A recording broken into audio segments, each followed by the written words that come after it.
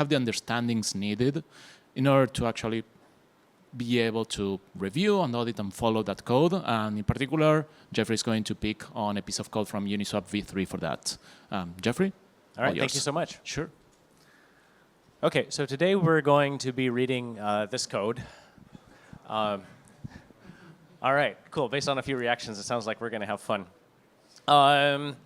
OK, now, let me just say that obviously every math library is different. The whole point of this talk is just to talk about how can we turn a big scary problem like this into something that's manageable. Because every big problem can be solved by making it smaller. So the whole point of this talk is just to talk about strategies for how to look at a big math routine and see how can I figure this out bit by bit versus just reading the code and feeling overwhelmed. So first, where do these math-heavy functions come from? Well, most of the time when you encounter a heavy math library like this, it's because there's some gap in Solidity's capabilities that the authors were trying to fill in. So for example, if you use Rust, you can just do F32 log2, and then you have your logarithm right there, and it'll give you a float back. But you don't get that in Solidity, or if you try to raise a number to a fractional power, you can't do that. So that is where these things tend to come from. OK. So first of all, I'm going to give two seemingly obvious pieces of advice, but as I've helped people walk through these things, it actually doesn't seem that obvious, and then I'll get into the more intricate strategies. All right, so the first thing when looking at a math code is you don't really want to read it like a regular code. Right, OK, I'm just trying, as these lines execute, this is how the state changes, and one thing happens after another. It's much easier to read a code base if you already know what it's trying to do, and math is not an exception to that. You want to know the formula that it's trying to implement and what size of numbers that it's expecting to receive as inputs and give back as outputs. So do I have that here? No. But so let's go back to here. What is this even trying to do in the first place? Well, luckily, unlike a lot of other math routines, they give the formula on top over there. We're computing 1.001 raised to the tick square root multiplied by 2 to the 96. All right, so why is it multiplied by 2 to the 96? Well, because you don't have fractions in Solidity, right? So what do we do in order to capture the value of the fractions? We use what's called scaling factors, kind of like how Ether, everything happens in multiples of 10 to the 18. Right, 1 ether is 10 to the 18, and half an ether is 0.5 times 10 to the 18, which is still encodable as an integer. So since this square root of 1.001 raised to an integer is going to be not an integer, most likely, then we need a scaling factor in order to make sure that the decimals don't disappear. Okay, I'm not gonna. If you don't already know how Uniswap V3 works, honestly, don't worry about it. It's not actually relevant here. We just want to compute this formula, and trust me, bro, it's important. But if you already know, this won't surprise you. OK, so that's understanding the intent, which means we looked at the formula. And the other thing I would say is, OK, we looked at something that was dealing with square roots, right, and fractional exponents. Chances are you haven't worked with algebra in a long time, unless this is something you deal with on a daily basis. So it's good to bring back to the top of your mind, hey, what are the rules of dealing with exponents? We're actually going to see that today. What are the rules of dealing with logarithms, if that's what your code base happens to be doing? Because without that fresh in your memory, it's going to be a little bit hard to follow. It just makes your life harder, obviously. The other thing I would say is fixed point numbers, if you're not already familiar with them, that's probably the first thing I would learn if you're diving into the world of more intricate DeFi mathematics. So I guess the fixed point number is we multiply all of our numbers by 10 to the 18 in order to capture the decimal portion. Another common thing is we don't multiply it by 10 to the 18, but we multiply it by some power of 2. Like 2 to the 96 is what we saw here. Now, why might we do that? Well, because multiplying and dividing by a power of 2 can be done with bit shifting, which is more gas efficient. So when you use the power of 2, that will tend to be called a Q number. But a Q number and a fixed point number are the same thing. OK, let's talk about intelligent subgoals. The first one is, OK, all of this scary stuff over here is probably not where we should start. Because we look at it, then there's going to be spirals inside of our eyes. But if we look inside of the purple boxes here, it's actually really not that hard to tell what's going on. Right? So they even have a nice variable that's saying this is an absolute value. And honestly, if you look at that, it's not hard to tell that that is, in fact, an absolute value. Right? If it's negative multiplied by -1, otherwise return the original one. And then obviously this is some security check to make sure that's in range, no problem there. This one might be a little bit interesting, but note that when we have the ratio, we're taking the reciprocal of it. We had the ratio, and then now it's in the denominator, so we're taking some kind of an inverse. Okay. Now, why are we not doing 1 over ratio? Well, we cannot do 1 over ratio because ratio is going to be bigger than 1, and if you do 1 over something bigger than 1 in solidity, you get 0 back because it rounds down, right? So this is accounting for the scaling factor, but over here we can say if the tick is bigger than 0, then we're going to compute 1 over the tick. Okay, so that might mean we have to be conscientious that there's a reciprocal going on somewhere.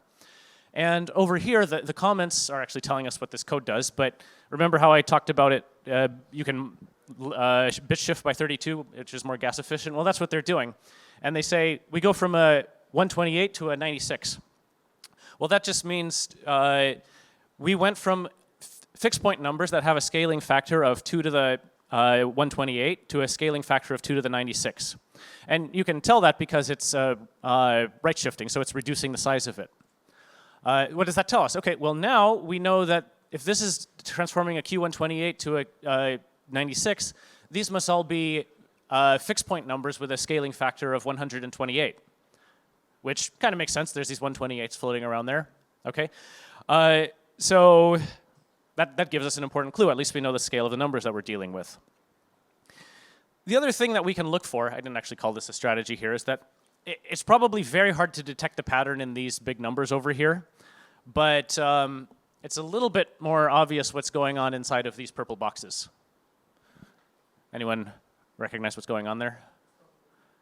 Yeah, so they're powers of 2, right, in hexadecimal. So that's interesting. All right, so we're going to trigger something based on a power of 2 condition. All right, now how does this relate to square roots and 1.001 raised to the 96 and all this stuff? Okay, well, we don't know, but the nice thing is we're making tangible progress. We've figured out bits and pieces of the code, and hopefully we get a connection as time goes by. Okay, because this, if ABS tick and 0x2 or ABS tick and 0x1, okay, that keeps repeating. It's probably worth figuring out what that does. Well, this is just a bit manipulation trick. It's saying if the first bit, the least significant bit in the number is 1, and you end it with 1, it's going to be 1, and 1 is not equal to 0. So that means it's going to return true. What this means is that this is just detecting if a bit is 1 inside of the number. So this detects if the first bit is 1, this detects if the second bit is 1, this detects if the third bit is 1, because the binary representation of 4 is 1, 0, 0. The binary representation of 8 is 1, 0, 0, 0. And so forth and so on. All right, so ABS tick and 0x2 returns zeros and 1 at the second bit if it's 1. So if it's not equal 0, that will trigger. Okay, so we know we're doing something with bits. We know we're doing something with scaling factors. We know there's a reciprocal and some absolute value, but that still doesn't tell us how we're computing the square roots. Okay, now one way to kind of get your foot in the door and figure out, hey, I need to at least get a sense of what's going on here, even though I understand little itty-bitty pieces of it, is let's test out the easy cases. Like we know that the square root of 0 is supposed to be 0, for example, right? We also know we're not exactly computing the square root of 0. We're computing square root of 1.001 raised to the tick, multiplied by 2 to the 96. But anything raised to the 0th power is 1, which we would know because we brushed up on our algebra before studying this, right? But the square root, so some number raised to 0 is 1, and then the square root of 1 is still 1. So we know that this whole thing is supposed to output 2 to the 96 at the end, if this formula is being implemented correctly. So we know what the correct answer is. Now we just have to figure out how does the code go about accomplishing getting that correct answer. Well, since we know 1 is supposed to be the output, or 2 to the 96, which is the scaling factor of 1 is supposed to be the output, well, luckily we do in fact see 1 over there, right? That's 1. I'm not going to count the zeros for you, but you will actually see that that's 1 times 2 to the 28. But it'd be very boring if I counted. But you could plug it into Python, get the string length, do it that way, because counting it by hand is a bit painful. Right, okay, so, and under what conditions do we get our answer to become 1? Well, that's when the, that's when none of the bits are set, right? So here we get 1, and here we get, this is not going to trigger because tick 0 is not greater than 0. So all we're going to do is just take this number and then shift it to the right by 32 bits. Okay, so that's how we get our correct answer. All right, that was easy. Now, rather than making a, yeah? Wait, sorry. When this is false, yeah. So the last bit is 0. Okay, so when ABS, okay, let's say ABS tick is all 0, right? So 0 and some non-zero thing is going to be 0. And 0 is not equal to 0, so it's going to trigger the false condition. So that's when the tick is 0. Now, because we know, we kind of want to avoid this guy over here because he's going to complicate our life. So we say, hey, if I don't want to be thinking in terms of reciprocals, it looks like this is only triggered if we're dealing with non-zero ticks that are 1 or higher, right? So what can we do to make our life easier? Well, let's test out the -1 tick, because -1 is not going to trigger that. We already know what's -1 going to do over here. Well, ABS tick is just going to be 1. It's only going to trigger this branch over here, and then we know down here it's just going to shift it right by 32 bits to correct for the scaling factors. Okay, now let's think, well, what should the answer be? Well, according to our formula, 1.001 raised to the -1 square root of that, multiply that by 2 to the 96, we can do that in Python, or rather 2 to the 128 because we know we're dealing with higher scaling factors right now. And it matches, at least up until we get into later. So the thing is, Python has limited precision unless you force it to be higher. So you can use the decimal library in Python if you wanted to force it to be accurate. But I just want to show this to you because when you first do it in Python, you're like, is my math wrong? Or no, it's Python's wrong. Okay, these are a lot of decimals. Okay, but now we know where these numbers are coming from. So reverse engineering these big constants is a very nice sub-goal to have because you get, you understand what the logic behind what the developer was thinking and it's manageable. Even though we don't understand how the entire code base works yet, we at least got into their thought process for where they generated these large constants. Just by knowing, hey, this is what the correct answer is supposed to be, here's an intermediate state, and I only have one missing piece of information, so I can triangulate it. So tick 2, the binary representation of 2 is 1, 0, so that's going to trigger the second if statement. And we can compare what we expect the outcome to be versus what we actually have in the code, and aside from the rounding errors, we can see we actually get the answer that we were expecting. All right? Well, that's nice if we're dealing with ticks that only trigger one if statement, but what if there's more than one tick? But first of all, before I do that, let's just talk about all these right shifts by 128 that are happening. All right. If ratio, if you trigger multiple ticks, it's going to keep multiplying these big numbers together. And you're going to very rapidly hit overflow as we multiply, right? So what it's doing is saying, hey, these numbers are scaled up by 2 to the 128. When you multiply two numbers together that are scaled up by 2 to the 128, now you're scaled up by 2 to the 256. So you need to divide by 2 to the 128 in order to bring your scaling back down. And that's what right shifting by 128 does. So it's the same as dividing by 2 to the 128. All right. Okay, so let's figure out how does computing the tick for -3 work. Well, first of all, what's the binary representation of 3? Very good, 1, 1, yeah, right. So we know both of these if statements are going to trigger, right? Both the one that checks if the first bit is set and the one that checks if the second bit is set. Which means ratio is going to be set to this big constant over here, and then ratio is going to be multiplied again by this big constant over here, and then scaled back down. All right, so this, now what's the logic behind multiplying these constants together? Well, it's probably not obvious at this point in time, but we know what it should output, right? Because we're supposed to get 1.001 raised to the -3, square root of that multiplied by 2 to the 96. And we can check the expectation versus the outcome. We multiply those two constants together and compare it to actually computing the tick for -3, and we see that aside from the rounding errors, we get what we expect. So we know that this code, if it's dealing with a number that's not a power of 2, it's somehow able to take other powers of 2 and multiply them together to produce the answer that we're looking for. All right, so this is actually what's going on. Again, we need to bring algebra back to the surface because when you have this kind of when you have this arrangement of numbers, you can actually draw a square root over both of these guys, and it looks like the one on the right. and you actually skip some steps here. Sorry. So when you have two square roots, you can multiply them together and bring them under one square root. And then when you multiply two numbers of the same base raised to different exponents, then you can add the exponents together. Okay? So that's what's going on. -1 plus -2 is -3, and we brought them all under the same square root.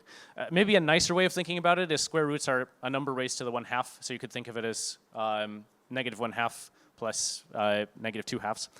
So yeah, that's that. All right, I'm actually on the last slide now. So what is the code base doing? What's the general pattern? Well, it's looking, hey, if we have a number, say 14, it's going to have a certain binary representation, right? In this case, 1, 1, 1, 1, okay? And since our code is just ratio times ratio times ratio times ratio if a bit is set, then we're just multiplying these pre-computed constants together. So 1.001 to the -14 can be represented as 1.001 raised to the -2 times 1.001 raised to the -4 times 1.001 raised to the -8. All right? So that algorithm actually has a name, which I found one of my colleagues, when I explained this to him, he's like, oh yeah, that's the square and multiply algorithm. I'm like, oh, why didn't you say that earlier? I could have just looked that up. So if you're, I mean, one obvious thing you can do that I didn't mention here is just shove the code into the AI and tell you what answer it gives you, right? I've actually used this as a benchmark for sensing how smart the models are becoming, because this is something that they will tend to hallucinate on. But rather than asking it to explain it to you, which it's generally going to do poorly on, at least in recent tests, is say, hey, what algorithm do you think this is implementing? And then I'm going to look that algorithm up. And then I'm going to study that algorithm and then apply it back to the code. Now, you want to ask several different AIs because they might give you some variety in their answers, right? But that can be a helpful starting point. So the algorithm that's being implemented here has an official name called the square and multiply algorithm. But using this technique, I was able to figure out what it was doing before I knew that algorithm existed. So just to summarize, when you're dealing with math, obviously start with what's it trying to do. Don't read it line by line. Write out the math formula, what it's trying to do. Second of all, any relevant math, whether you're dealing with logarithms or exponents, bring that back to your head, because we had to deal with raising things to the 0, bringing things under the same square root and things like that. We would not have been able to do that in 18 minutes if that was not fresh off the top of our head. And then the second thing is pick intelligent subgoals. So that usually means picking code paths that are going to trigger as few if statements as possible, and then moving on to figuring out what are these large constants are, and am I able to figure it out, while also using the decimal library in Python to not get hit by rounding issues when I'm making estimates. All right, thank you.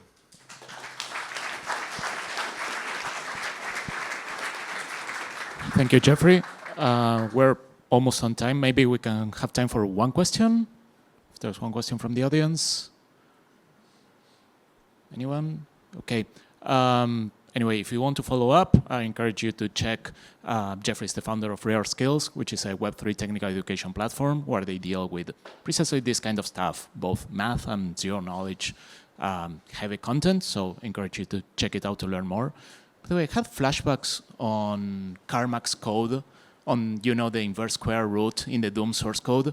I had like the exact same feeling when you were describing this, like reverse engineering, how they're using like something very, very platform specific in order to derive something that's very, very math heavy. I love the talk. Thank you very much, Jeffrey. Thank you. Okay, awesome. Please, round of applause. Okay.